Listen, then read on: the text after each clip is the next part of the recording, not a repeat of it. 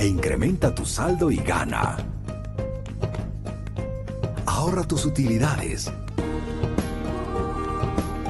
y gana libretas de ahorros de hasta $10,000. Produbanco, Grupo Promérica.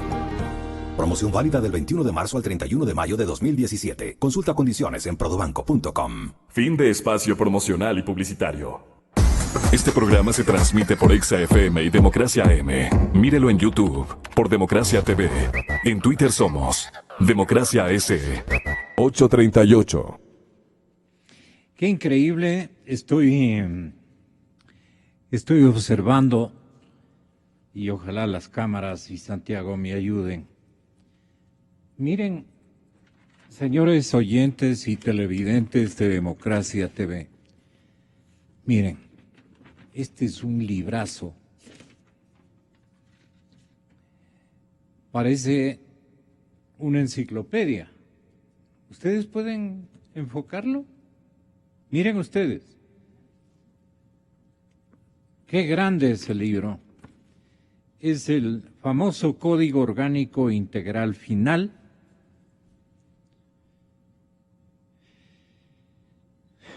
Concordancias, tabla comparativa, legislación conexa, comentarios doctrinarios, pero el código en sí, 500 artículos, ¿cuántos son? El código fue armado, este Código Orgánico Integral Penal, la misma dimensión de los robos, la misma dimensión de la corrupción. ¿Para qué escribimos semejante libro? Para este momento lamentarnos de que somos uno de los países más corrompidos de la región latinoamericana. Bueno, o podemos pasar con magníficas notas al concurso. Señoras y señores, ahora vamos con el tema económico, que nos parece también importante y significativo aludirlo en este programa de noticias y opinión. Me acompaña en el estudio el señor economista José Hidalgo Pallares, distinguido director de Cordes. Y en Guayaquil va a tener la bondad de acompañarme Alberto Acosta Purneo. La ruta económica del gobierno. Está tranquilo y parece no preocuparle, pero en el fondo el señor ministro de Finanzas, señor economista Hidalgo, está cargando a sus espaldas una responsabilidad bien complicada. Y Carlos se ríe hasta con las de en corto, todo lo demás, pero está cargando una responsabilidad impresionante. ¿Qué le parece a usted el enfoque que él quiere darle? Reducir el gasto fiscal fundamentalmente. También ha inventado o ha reprisado un eslogan de que ahora el turno es del sector privado. Y obviamente, señor presidente Lenín Moreno también dice, ahora vamos a dejar que el sector privado exhiba su calidad de emprendimiento, su buena fe, traiga sus dineros, busque en sus conectados que hacen matriz mundial, busquen las grandes corporaciones del universo económico, gente que nos quiera apoyar, entidades y empresas que quieran colaborar. Yo leí ayer un artículo respecto de una declaración de Munir Jalil, que el mismo diario oficialista El Telégrafo traía a colación. Este señor trabajó por 10 años en el Banco de la República en la Nación Colombiana. También ha sido, para que vean ustedes que es un personaje, un reconocido economista, Munir Jalil. Él ha sido director de análisis económico para la región andina, nada menos que del Citibank, grupo bancario significativo con sede en Nueva York. Ofreció una conferencia en Quito, dice la crónica del Telégrafo, donde reflexionó sobre la situación económica ecuatoriana. Aclaró que las estimaciones internacionales apuntan a que ningún país de la región volverá a crecer al ritmo que llevaba hasta antes de la caída de los commodities. Sin embargo, también revela que los países se están recuperando. Para Ecuador, el principal reto es encontrar la manera de volverse competitivo pese a las dificultades que representa la dolarización. Esos riesgos y la condición de ser una economía dolarizada, con una trama de corrupción increíble. La corrupción no solamente está en que se tomen el dinero de la caja fiscal, sino que hagan malos negocios, que favorezcan a grupos que también, grandes grupos hegemónicos o monopólicos en Ecuador, también se han beneficiado y sale una lista muy significativa de los grupos económicos ecuatorianos que se han beneficiado con este gobierno y con este modelo. Me está escuchando el señor expresidente Correa. Usted ha sido reportado de la cantidad de dinero que han ganado la empresa privada. Y usted dice en una crónica para el Telégrafo que le ha convertido en su periódico de contenido. Dice que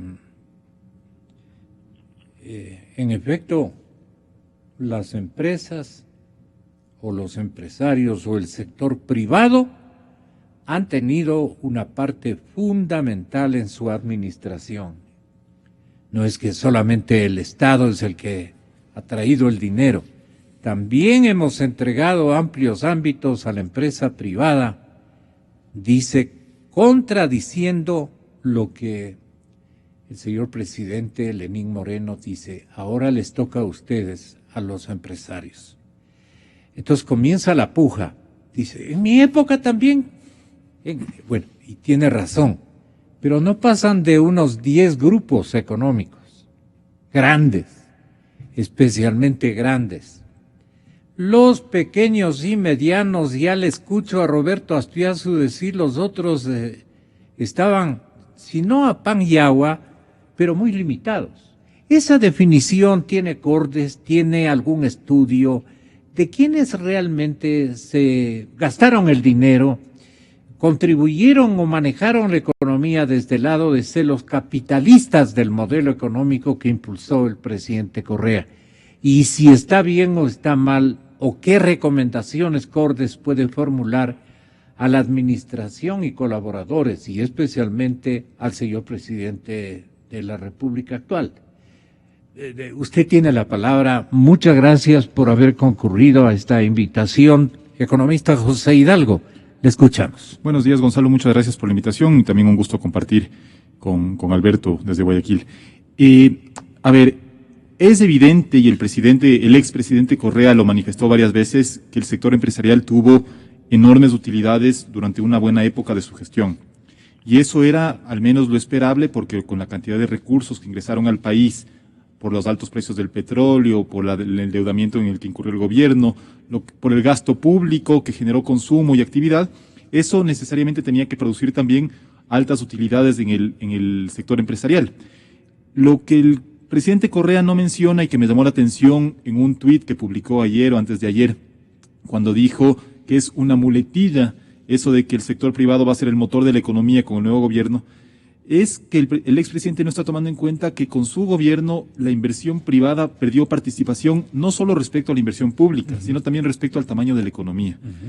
Entonces, no podemos hablar de un modelo económico en el cual el sector privado fue el motor, si es que la inversión pública llegó a representar más de la mitad de la inversión total en la economía. De hecho, en 2013, 2014, el sector público llegó a representar 52% más o menos de la inversión total en la economía, que es una participación muchísimo mayor de la que tiene en otros países de la región. Si comparamos, por ejemplo, la inversión total en el Ecuador, está en torno al 25% del PIB, estuvo en torno a ese nivel en los últimos años, y lo mismo pasaba en Chile, en Colombia y Perú, con la diferencia de que en esos países las 3/4 partes o las 4/5 partes de la inversión total estaba dada por inversión privada. Y en el Ecuador, más de la mitad estaba dada por inversión pública.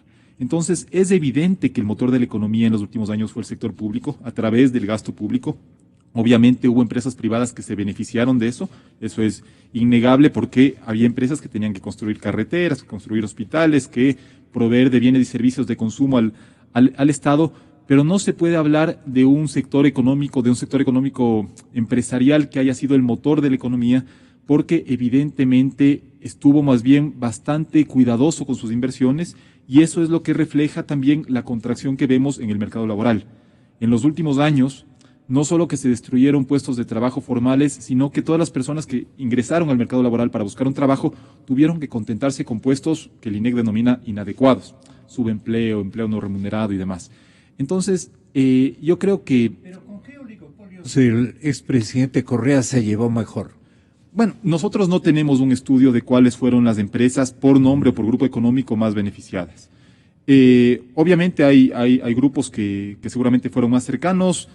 ¿Por ejemplo? Tal es el caso, por ejemplo, yo creo que uno de los grupos es el de Isabel Noboa, que, por ejemplo... Ahora tienes... ahora es cercana ministro. También y no, o sea, yo en realidad no diría si es su propio ministro. Obviamente hay esa relación de parentesco político con Pablo Campana, y Isabel Noboa ha llamado a extender la mano o apretar la mano extendida que está dando el presidente Moreno. Bueno, me parece que es un llamado por lo pronto demasiado apresurado, porque el gobierno tiene que dar todavía señales claras, mucho más allá del discurso, de que el modelo económico efectivamente va a cambiar. Hace pocos días el gobierno se endeudó en $2.000 millones. Yeah. Yo decía ayer en otra entrevista, y se reprodujo eso en el Comercio, que cualquier presidente que hubiera asumido iba a tener que endeudarse. O sea, realmente, y eso no es para exonerar de las posibles responsabilidades que vaya a tener este nuevo gobierno en su manejo económico. El sobreendeudamiento. Sí, sino que el anterior gobierno dejó una situación fiscal tan caótica, tan crítica, que evidentemente yo creo que Carlos de la Torre, cuando se sentó en su despacho, el tesorero de la Nación le dijo: vea, ministro, no tenemos para pagar sueldos. Seguramente eso fue lo primero que escuchó, y le tocó tramitar los 2.000 millones. Eso ya venía tramitándose desde antes, porque eso es una cuestión que dijo en el conversatorio, que una operación de ese tipo no se concuerda de un día para otro. Claro. Exacto. Pero eso muestra la necesidad de endeudamiento. 2.000 millones son 2 puntos por lo del menos PIB. De unos 4 meses de antelación. La fecha exacta no le podría decir, pero es evidente que las autoridades económicas del anterior gobierno habían hecho este viaje para reunirse con inversores. Entonces me parece que ya estaban preparando la operación. Perdón, economista, y la gente lo que se pregunta es, y los empresarios medianos y pequeños dicen, ¿y en qué se respaldan estos caballeros que son tan mano floja? Los bancos de aquí no le prestarían a nuestro gobierno ni $1. A ver, y ese es yo diría otro mito que hay que desmentir, que venían repitiendo bastante las autoridades económicas del anterior gobierno, de que la emisión de bonos soberanos es una muestra de la confianza que los mercados tienen en el Ecuador. Le pongo un ejemplo. Venezuela, PDVSA, que es una empresa quebrada, ineficiente, corrupta y demás, recibió hace poco un préstamo de Goldman Sachs. Yeah. Evidentemente fue un préstamo, en mi opinión, totalmente inmoral, porque fue con un descuento cercano al 70%, pero a PDVSA le están prestando dinero. Lo que pasa es que los bancos ven oportunidades de negocio, y en el caso del Ecuador la oportunidad de negocio es que paga una tasa de interés muchísimo mayor que la que pagan otros países de la región. Entonces no es ningún mérito del gobierno conseguir colocar bonos al 9%, llegó a colocarlos casi al 11% el año pasado. Es una tasa tanto más alta que la que pagan Colombia, Perú, Chile, que pese al riesgo que implica el manejo de la economía ecuatoriana, no deja de ser atractivo para los inversores. Vamos a ver, el economista Alberto Acosta, que nos escucha en la ciudad de Guayaquil, va a tener la bondad de escucharle simultáneamente con José Hidalgo, que le estábamos saludando anteriormente, van a tener la oportunidad de escuchar la parte fundamental de cómo define la situación Carlos de la Torre, nuevo ministro de Finanzas. ¿Cómo encontró Carlos la situación? Y este es su diagnóstico. Los 10 años anteriores se construyeron las capacidades productivas con toda esta grandísima inversión en infraestructura productiva. Y tenemos los proyectos hidroeléctricos, las carreteras, aeropuertos, etcétera. Tenemos las becas que capacitaron a nuestros jóvenes para disponer del talento humano, pero ahora ya es el momento de empezar a producir. Tenemos ya la máquina y ahora tenemos que echarla a andar. Pero ahora, ¿quién va a ser el motor de esta economía? Va a ser el sector privado, señores. Entonces, eso quiero que entiendan. Obviamente el gobierno marcará las políticas, pero se dará todos los incentivos que se requieran para que sea el sector privado ahora el que empuje a la economía. Ahora, Alberto, ¿qué necesita o qué va a exigir y qué de hecho está exigiendo el sector privado? Ya vamos a conversar también con un distinguido empresario, pero ¿cuál es la, digamos, la premisa que elaboraría, y de hecho ya ha elaborado análisis semanal sobre la situación que se requiere establecer para que los deseos del señor presidente Lenín Moreno, los deseos del señor ministro de Finanzas Carlos de la Torre se cumplan, de que el turno es de los empresarios? Aunque el expresidente Correa, como acaba de afirmar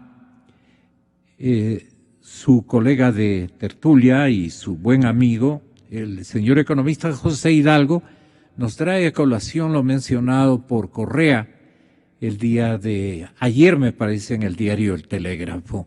Con todos estos antecedentes, ¿qué dirán los empresarios o qué dicen los empresarios? Desde Informe Semanal tenemos un reporte en línea directa con Alberto Acosta Burneo. Adelante, economista. Estimado Gonzalo, José, un gusto estar con ustedes.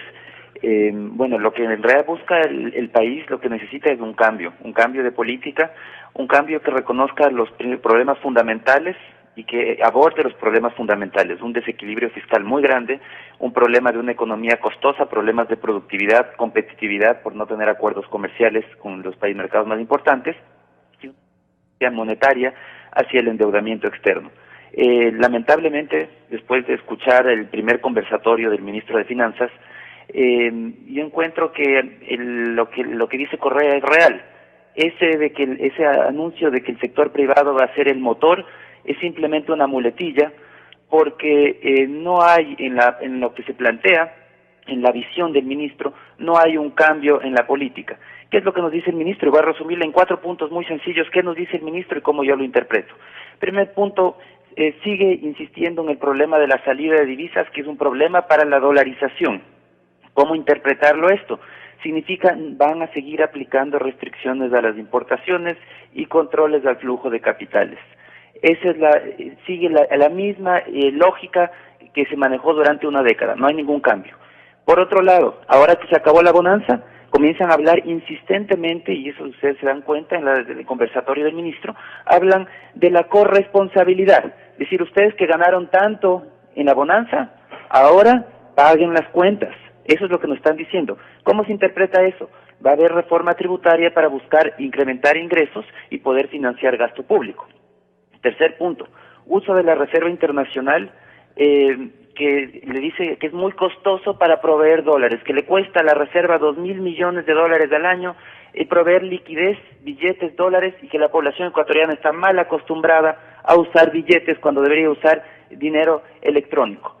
¿Cómo interpretar eso? Se va a seguir el impulso, y el ministro inclusive lo dijo, el impulso a los medios de pago alternativos. Con todos los riesgos que esto conlleva y que ya lo hemos discutido en varias ocasiones. ¿Cuáles son los peligros con Carlos de la Torre en el uso del dinero electrónico? El peligro es que siendo un Estado que tiene un desequilibrio fiscal tan elevado que quiera empujar al límite el uso de dineros electrónicos y comience a emitir sin el respaldo adecuado. Sí. Ese es el riesgo. La tentación es demasiado grande. Pero un académico jamás puede hacer aquello. La necesidad puede llevarle al gobierno, cuando no hay los recursos, puede llevarle a esa situación. Cuando vemos que mes a mes el pagar los sueldos es todo un desafío, Ya. vemos que los incentivos son muy grandes. Y el cuarto punto que quisiera mencionar, que también me llamó la atención, que me ratifica que no hay realmente un cambio de visión del gobierno, más allá de un tema cosmético, y es que habló nuevamente de las rigideces del sistema financiero privado, y que es un problema que los depósitos crecen más rápido, pero el crédito se incrementa más lento. Entonces, ¿cómo interpretar esto? Micromanejo del crédito y del sistema financiero, como ya lo han hecho en otras ocasiones.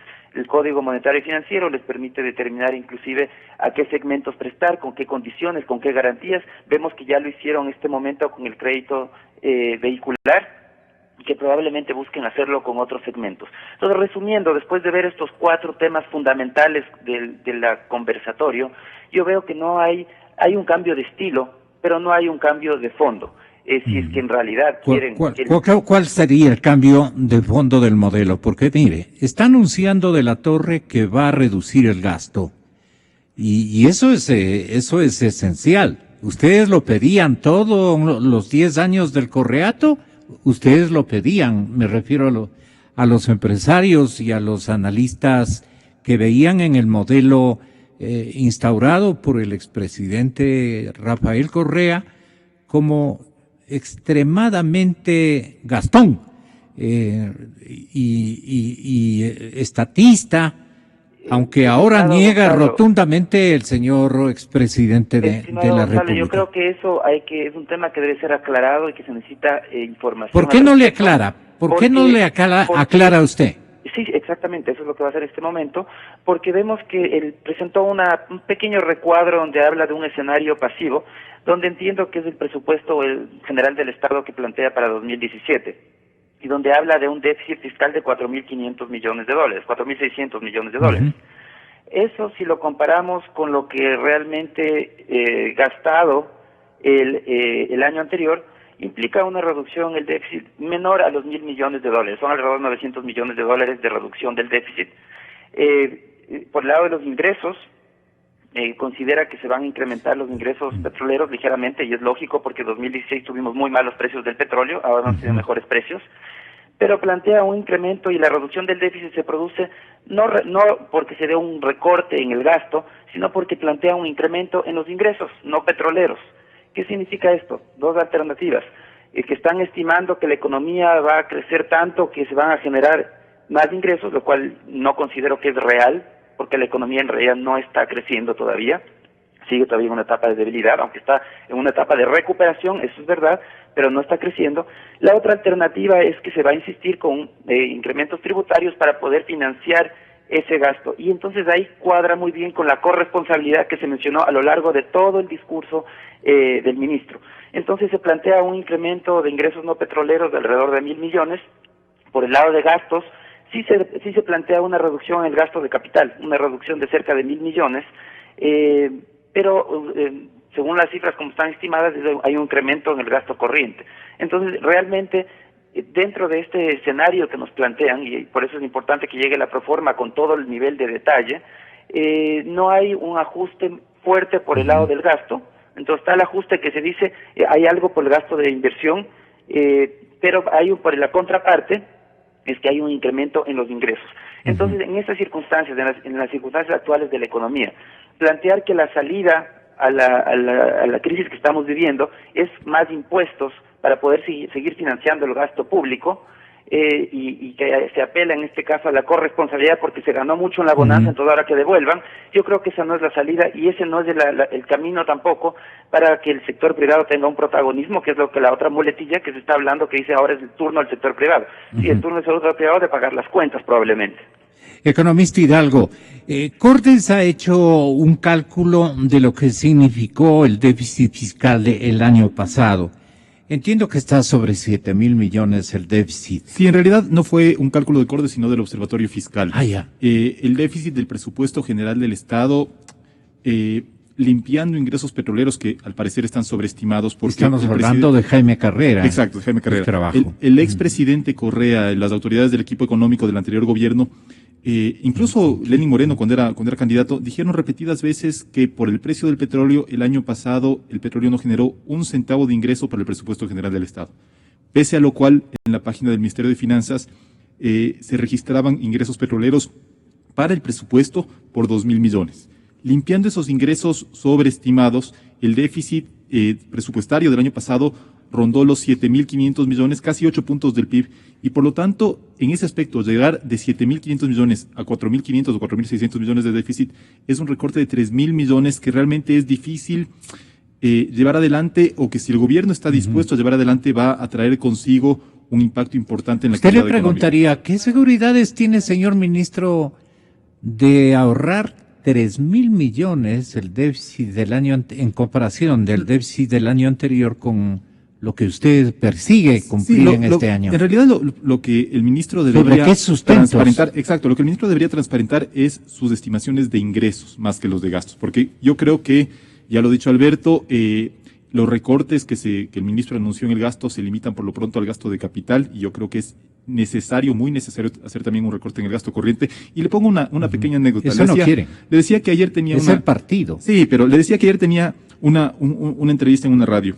Y después de mí entraba el ministro Iván Espinel.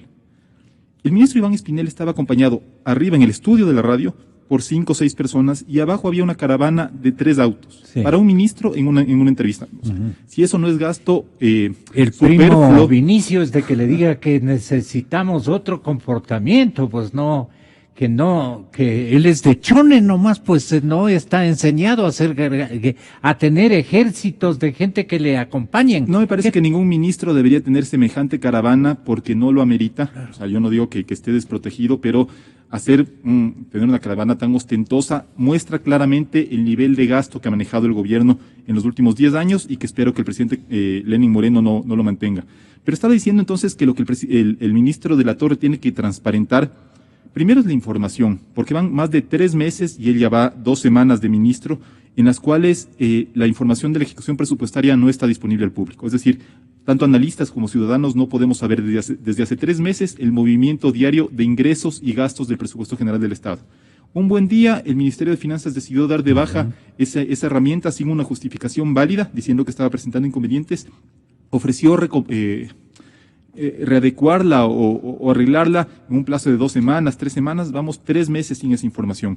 Y por otro lado, lo que ya mencionaba Alberto de la estimación de ingresos no petroleros para este año, el ministro hablaba de ingresos tributarios por más de 13.000 millones, que es más o menos lo mismo que se recaudó en 2016, con la salvedad de que en 2016 tuvimos un ingreso de 1.000 millones por la ley solidaria para el petróleo, y que además en 2016 durante todo el año estuvieron vigentes las salvaguardias. Entonces, necesariamente, salvo que hubiera una recuperación económica fenomenal, que creo que ni siquiera en el gobierno le esperan, es muy difícil llegar a ese nivel de ingresos que está detallando el ministro de la Torre, y por lo tanto la primera señal contundente, más allá del discurso, es cuando el nuevo gobierno presente su propia proforma presupuestaria, mostrar ingresos bien calculados y un recorte gradual en el gasto. Nosotros no estamos pidiendo que el déficit baje de 8 puntos del PIB a 4 puntos de un año para otro, porque sabemos que eso tendría un efecto muy nocivo sobre la actividad económica. Exacto, sobre la actividad, sobre el empleo y demás.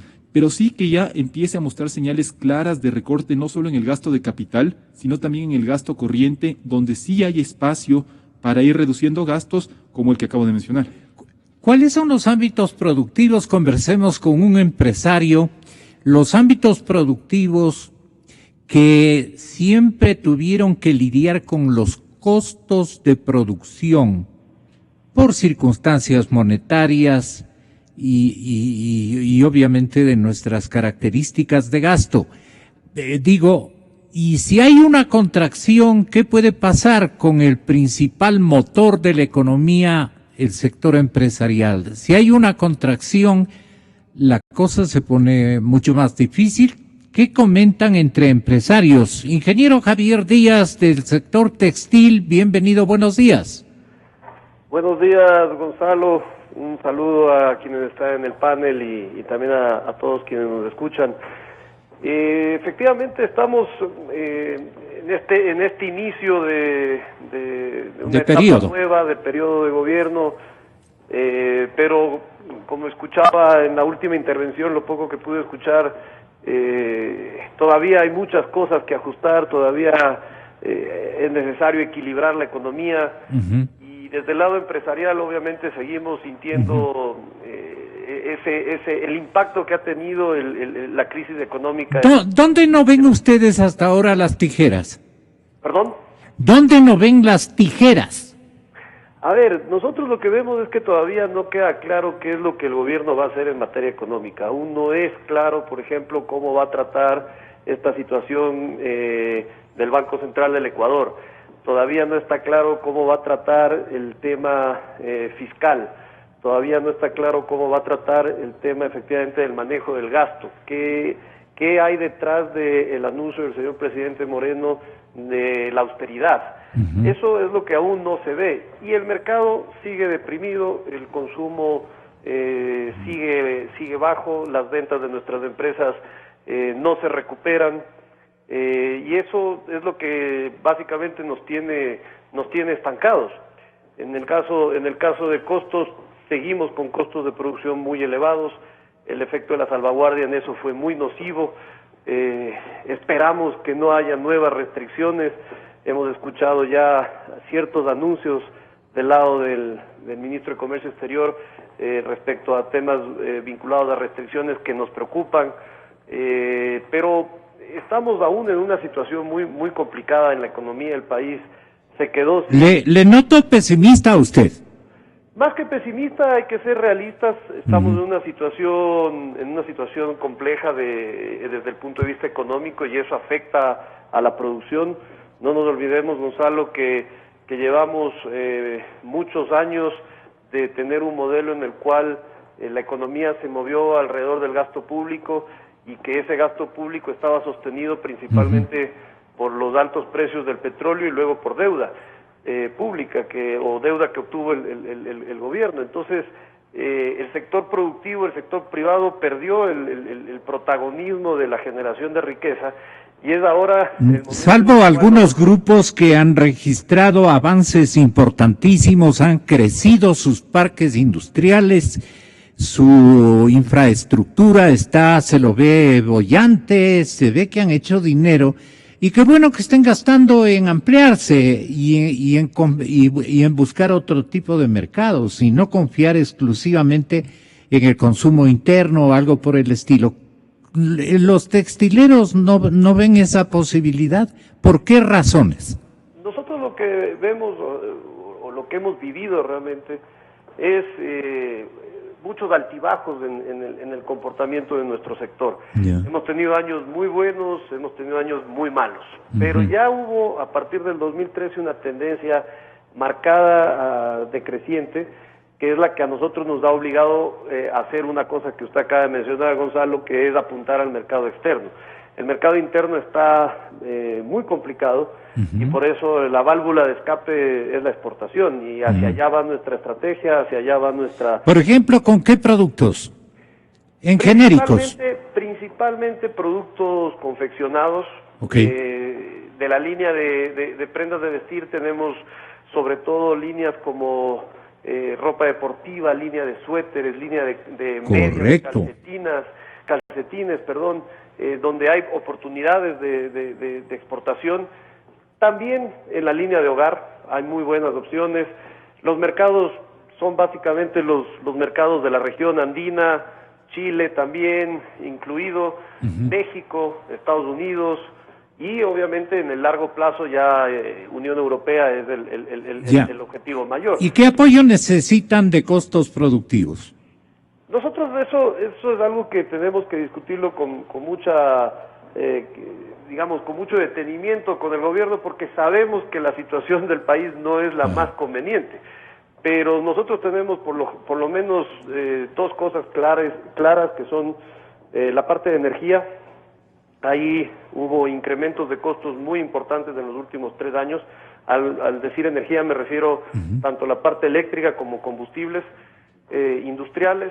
Y también tenemos, más que el costo en sí del salarial, es todo el régimen laboral nacional que nos hace perder competitividad porque tenemos también a su vez baja productividad. Nosotros estamos viendo que ahí hay dos grandes materias que debemos discutir con mucho detenimiento, como decía, con el gobierno actual. Y luego hay un par de cosas adicionales, que es todo el tema de tramitología, que nos ha generado una carga en costos muy importante, y también los temas vinculados a formación, ¿no? Se necesita invertir mucho en formación. Mucha institución, mucha gente. Es la burocracia la que le impide, y eso tiene que conectarse con esa realidad. El señor presidente nuevo, ¿no? El señor licenciado Moreno, presidente Moreno. Porque hay una cantidad de instituciones que se crearon, pero por dar empleo a sus copartidarios, pero están más bien impidiendo el flujo. Los intermediarios, incluso financieros, tienen que apelar, acudir, demoran todo porque hay una carga de institucionalidad desbordante. ¿No creen ustedes que eso también tiene que el señor presidente Lenín Moreno corregir? Definitivamente, uno de los problemas que tiene la producción en el país es que es costosa, y muchos de esos costos vienen por el lado de los trámites. La tramitología en el país es gigantesca y termina haciendo que solamente los grandes empresarios puedan alcanzar esos permisos, los registros, todo lo que exige la formalidad, mientras que la mayoría de pequeños productores o inclusive medianos productores se quedan al margen y deben estar relegados a la informalidad. Eso es algo que se debe cambiar. El Estado tiene que dejar de meterse tanto en la actividad privada, tiene que dar un mayor campo y facilitar los procesos. Y eso va a ayudar también a reducir costos, porque como hablaba hace un momento, lo que propuso el ministro, que es tener un resultado, un déficit de 4.500 millones, hay que compararlo con un déficit equivalente, que es el déficit del gobierno central, el devengado del gobierno central que presenta el Banco Central, que habla que el año pasado hubo un déficit de 5.500 millones. Entonces, en el fondo, lo que está planteando el ministro es una reducción de apenas $1.000 millones en el gasto público, que viene sobre todo por el lado de gasto de capital, es decir, menos de inversión. Pero no se está hablando de un recorte de gasto corriente, de una optimización del gasto. Yo creo que es prioritario porque el presidente, por otro lado, sí está hablando de incrementar la inversión en gasto social. Está hablando del plan Toda una Vida, de 190.000 viviendas gratuitas, y el mismo gobierno ha valorado todo este programa social en $2.350 millones. Yeah. ¿De dónde va a salir ese dinero? Entonces, para poder hacer esa obra, esas inversiones sociales, tiene que haber recortes y en lugares donde no son tan importantes, y ahí está el tema de la burocracia, de los trámites, de todos esos costos que al final asume el Estado. Ya, el tema del endeudamiento, el endeudamiento ya se está advirtiendo 2.000 millones más para próximos 2 meses, dicen, y ahí sí que se nos pone la piel de gallina, ¿no? ¿Hasta cuándo vamos a estar con esta metodología que puede asfixiar y provocar una crisis de impredecibles consecuencias cuando no hay a quien nos preste debido a una cartera vencida de pagos, por decirlo de esa manera? Le pedimos su contribución a José Hidalgo Payares. A ver, Gonzalo, como digo, yo creo que el endeudamiento, lamentablemente, que tomó el nuevo gobierno, era impostergable por la situación que heredó. El tema es el siguiente: el nuevo gobierno se hereda ya con el propósito de empezar a corregir las cuentas fiscales, o se sigue endeudando simplemente para 500 millones, es decir, 500 millones mensuales, que yo espero que ese dinero, porque, a ver, el último crédito de 2.000 millones sirvió para recomponer las reservas internacionales que finalmente, después de casi 2 años o de 1 año y medio, vuelven a cubrir las reservas bancarias. Pero lo que no quisiéramos es que el gobierno siga viendo al Banco Central y a los dineros que no son solo del sector público, sino también de la banca privada, como una fuente de financiamiento para su gasto. Entonces, lo que tiene que hacer ahora el gobierno es buscar otras fuentes de financiamiento. Necesariamente va a tener que seguirse endeudando. Eso es innegable, dada la magnitud del déficit que heredó. Para corregir gradualmente ese déficit, necesariamente va a tener que seguirse endeudando, pero lo recomendable, en mi opinión, sería que ya deje de lado este endeudamiento tan caro, porque hay que recordar que la última emisión también paga en un segmento una tasa de 9,6%, y empezar a buscar fuentes mucho más convenientes para el país, como sería, por ejemplo, el Fondo Monetario. Y no hablo de la conveniencia de acercarse al fondo únicamente en que ese organismo podría prestar tasas más bajas, sino que también exigiera al país un programa económico que hasta ahora no lo tenemos.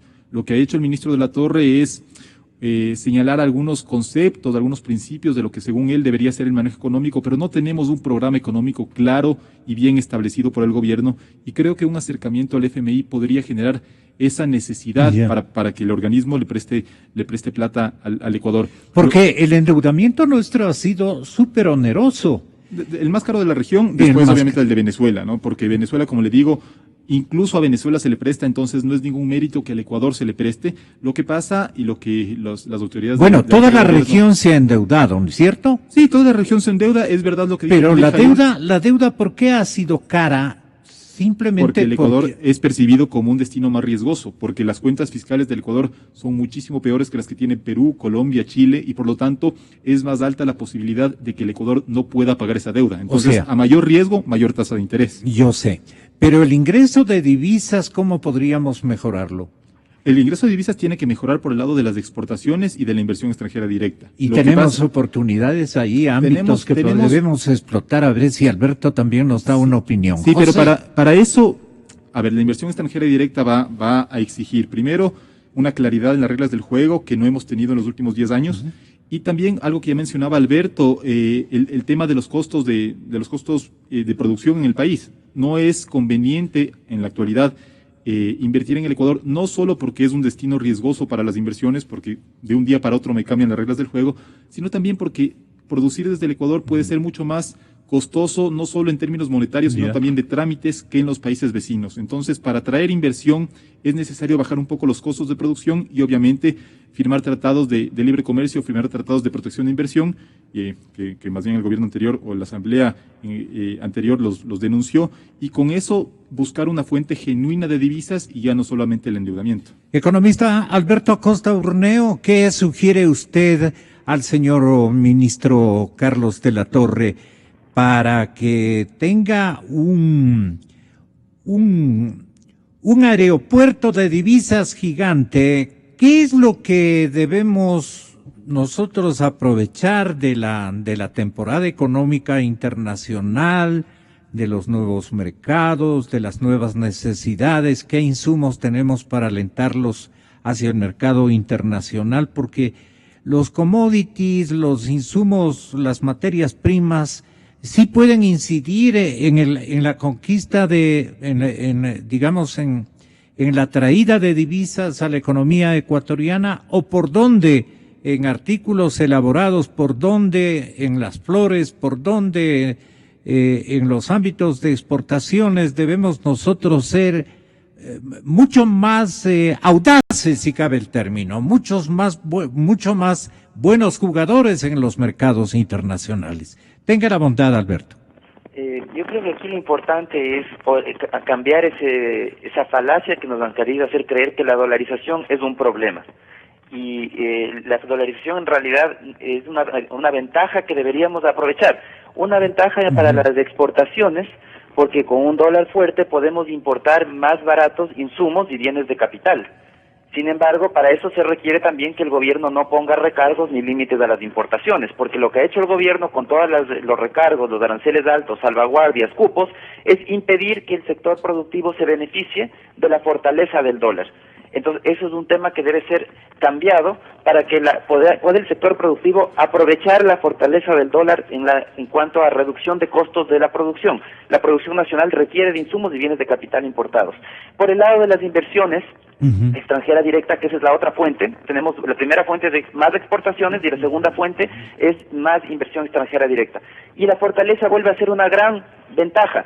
Esa es la gran ventaja porque al inversionista que ponga sus dineros en el Ecuador no tiene riesgo cambiario. Cuando los quiera retirar, sabe que no tiene que estar sujeto a los cambios en el tipo de cambio en ese momento, sino que tiene la seguridad de que va a retirar la misma cantidad de dólares que invirtió.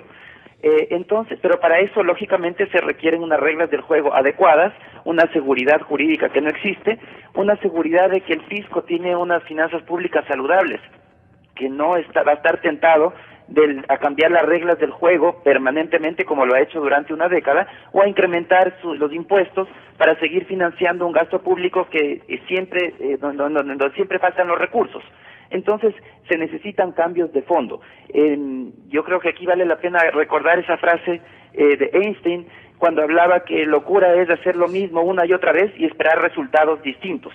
En este momento el escenario ha cambiado, necesitamos hacer cosas distintas, no insistir con sustitución de importaciones, no insistir con más impuestos, no insistir con uso de la reserva para invertir, no insistir con el micromanejo de la economía, buscar cosas distintas, porque lo que ya se ha hecho durante una década y no nos ha dado resultado, peor nos va a dar resultado en estas circunstancias actuales, en donde tenemos que ser mucho más audaces, como usted bien dice, porque tenemos que buscar agresivamente generar divisas. Correcto. Ese debe ser el objetivo. Los recortes, señor ministro, le preguntaría yo si Carlos nos da la oportunidad de visitar nuestros estudios como antes de ser ministro generosamente lo hacía. Ahora nos cuesta traerlo. Señor ministro, en términos de recortes que no provoquen contracción económica, porque ahí nos estaríamos haciendo un harakiri. No vamos a crecer sino solo en uñas, y eso es lo que no queremos. Queremos actores virtuosos, creativos, que construyan divisas y que no gasten mucho, que no se gasten mucho las instituciones especialmente burocráticas.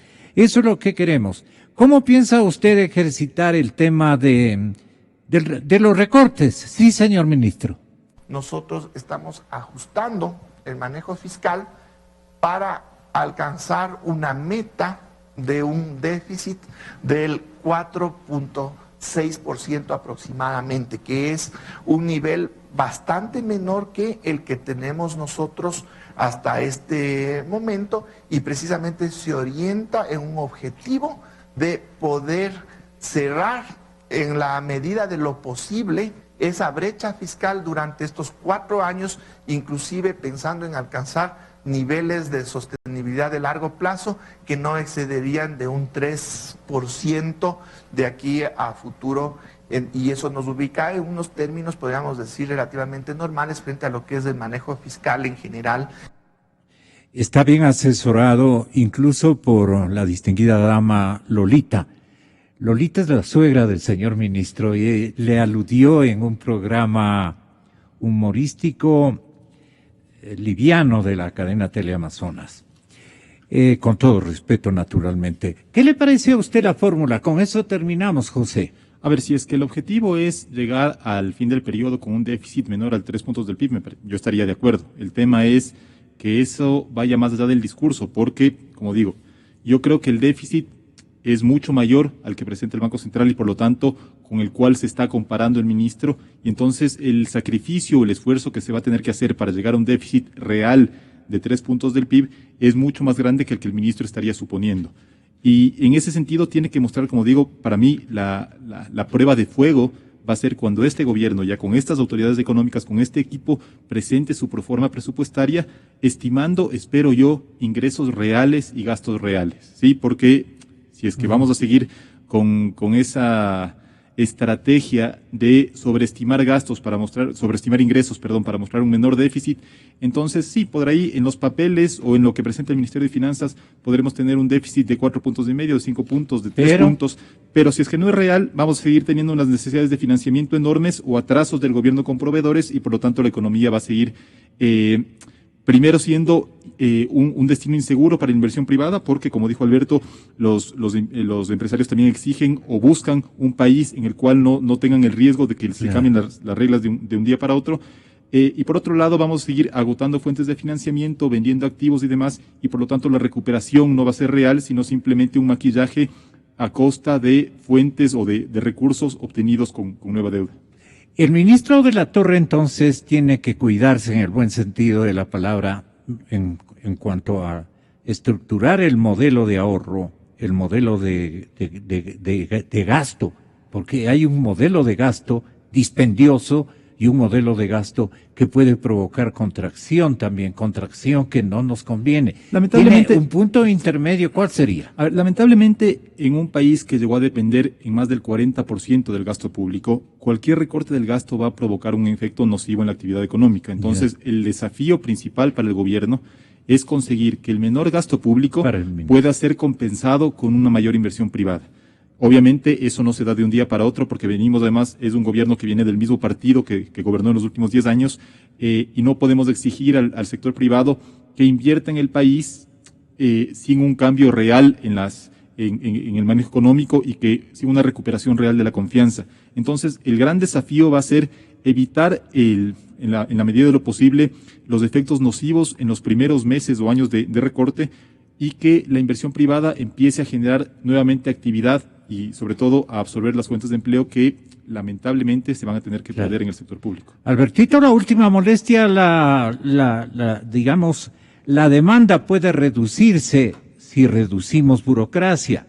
Y eso generaría tal vez un episodio de contracción económica general. Usted tiene la palabra.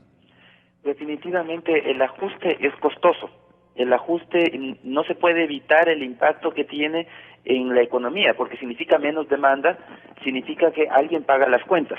Pero hay que estar claros que ese es el costo de haber seguido una política de expandir el gasto más allá de lo que era prudente. Ahora nos toca pagar las cuentas. Es igual que si vamos al centro comercial y gastamos hasta el tope el cupo de la tarjeta de crédito, después el pagar esas cuentas nos va a costar sacrificios, vamos a tener que dejar de hacer algo para poder pagar esas cuentas, eso es inevitable. Lo que hay que tratar es que el pago de esa cuenta, primero que la cuenta no siga creciendo, y ese ya sería un cambio importante en la política económica, no seguir en esta etapa de seguirse endeudando para no sentir el ajuste, pero en realidad no lo evita, solamente lo pospone. Y segundo, que el ajuste sea lo más planificado y organizado posible para inclusive generar esa confianza en el sector privado, para que el sector privado pueda seguir invirtiendo, pueda seguir creciendo, e ir asumiendo y suavizando el costo de ese ajuste a través de crecimiento privado que finalmente genera empleo, donde puede pasar la gente que deja de tener un empleo público, puede pasar al sector privado, y esa sería la mejor manera de lograr hacer el ajuste con los menores costos posibles. Pero un ajuste finalmente siempre tiene costos, lamentablemente, y alguien en la economía los va a tener que pagar. Gracias, expertos. Hasta una próxima oportunidad. ¿Está clarito? Clarito está. Yo creo en la radio, creo en la verdad, creo